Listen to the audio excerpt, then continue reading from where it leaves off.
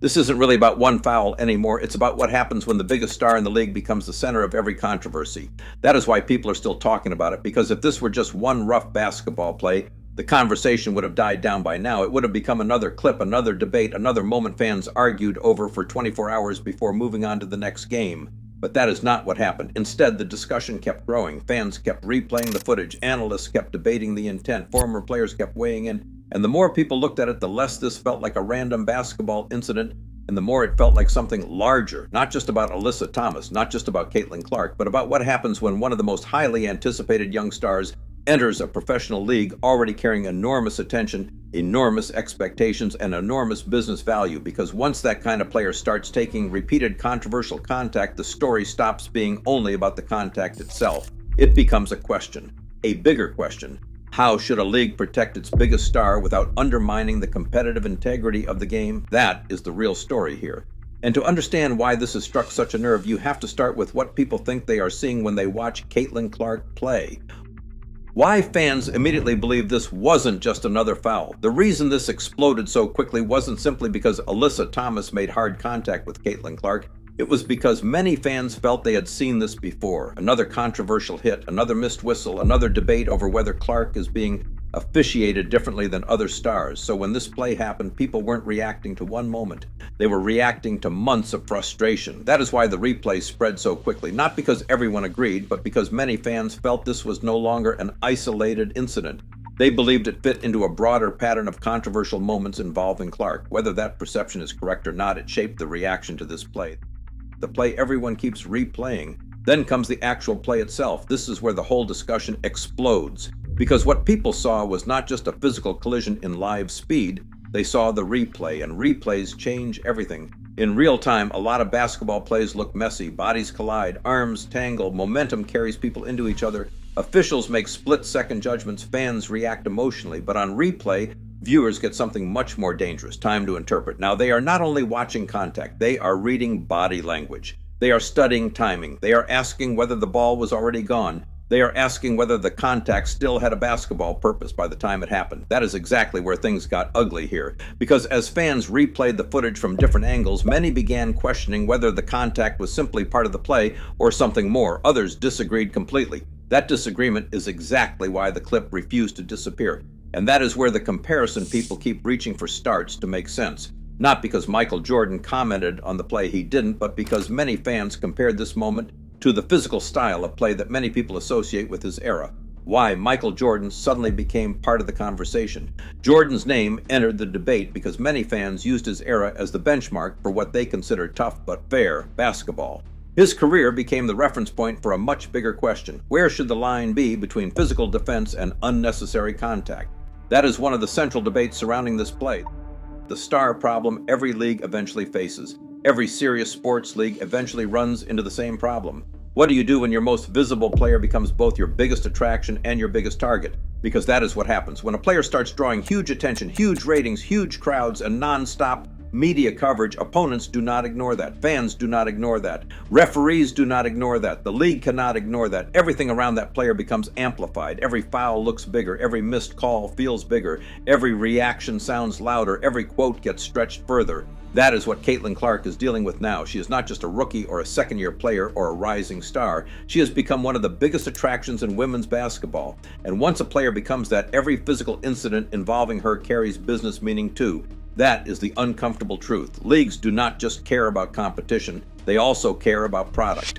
And when your brightest young attraction keeps ending up at the center of controversial physical plays, you have a problem even if every single play is technically defensible on its own, because the accumulation becomes the story. And once accumulation becomes the story, trust starts to slip. That is what the WNBA is up against right now. Why Clark's reaction matters too. Another reason this story has kept growing is Caitlin Clark's own response to this type of environment. She has not disappeared into it. She has not stopped competing. She has not started carrying herself like someone who wants pity. In fact, the opposite is true. She keeps playing hard. She keeps showing visible emotion. She keeps coming back for more. She keeps looking like someone who would rather fight through the noise than let it define her. That is one of the reasons her supporters ride so hard for her. because they do not just see a talented player, they see someone they believe is being tested constantly and still refusing to fold. That image is powerful. It turns ordinary fans into fiercely loyal ones, and it also makes every new controversial moment feel even more personal to them. Because now they are not just defending skill, they feel like they are defending resilience. That is a big part of why the conversation stays so emotional. If Clark were reacting dramatically to every incident, some of that sympathy would fade, but because she keeps playing through it, because she keeps showing up, because she keeps taking the hits and trying to keep moving, many fans feel even more protective of her. That matters. Perception is not separate from sports. Perception is part of sports, and right now the perception around Clark is that she is carrying a level of competitive and emotional burden that is unusually high for someone at this stage of her career. What the league has to decide, this is where the WNBA faces a real challenge. And it is not an easy one, because the league cannot simply overprotect Clark and make every hard play around her untouchable. That would create a different problem immediately. Players would resent it, fans would call it favoritism, the league's credibility would take a hit. But the league also cannot keep allowing every Clark controversy to spiral into a week-long national debate about whether its biggest star is being treated fairly. That also damages credibility. So what is the answer? Consistency is one answer many fans, analysts, and former players continue to point toward.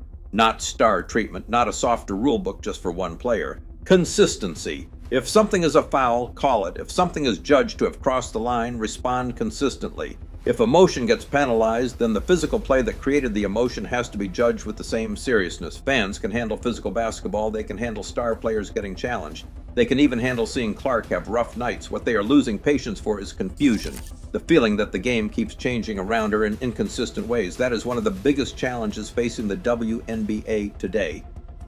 Because if it does not, the basketball itself becomes harder to talk about honestly. Every discussion starts drifting into conspiracy, resentment, and suspicion. And when that happens, it becomes much harder for the league to control the conversation. Why this matters beyond Clark and Thomas. The easiest mistake people can make is to treat this as only a Clark versus Thomas issue. It is bigger than that. This is about the future environment of the league. Young stars are watching. Future players are watching. Current veterans are watching.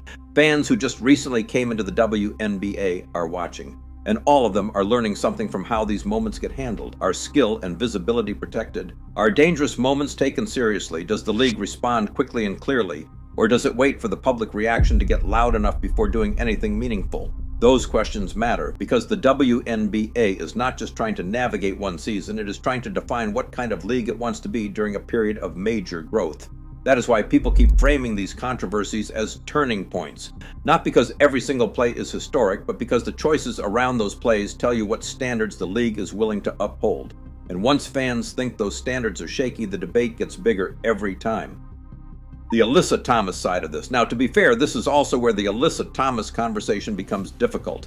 Because once a player gets stuck at the center of one of these moments, their entire reputation starts getting rewritten in public. That can happen fast, too fast sometimes. And it is worth remembering that sports fans are not always careful once they decide someone is the villain of the moment.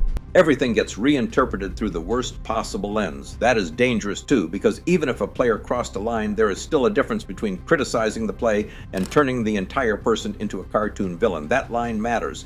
A healthy sports culture has to be able to say that play looked wrong, that reaction was unacceptable. The league needs to handle that better, without turning every controversy into a total character assassination. But that balance is hard to maintain once the internet gets involved, and that is exactly where this story now lives. The bigger Clark question at the center of all of this is one deeper reality. Caitlin Clark is no longer just one player in the WNBA. She is one of the main engines driving its current visibility. That changes everything. It changes how every incident is covered. It changes how every hard foul is perceived. It changes how the league's decisions are judged, and it means the WNBA is no longer dealing with a normal player protection question. It is dealing with a superstar era question. How do you let the game stay tough while also protecting the player who is doing more than almost anyone else to pull the sport into its next phase of attention? That is the tension, that is the challenge, and that is why this story is not going away, because until more fans believe the league has answered that question convincingly, every new controversial moment involving Clark will feel like another test it has not fully passed yet.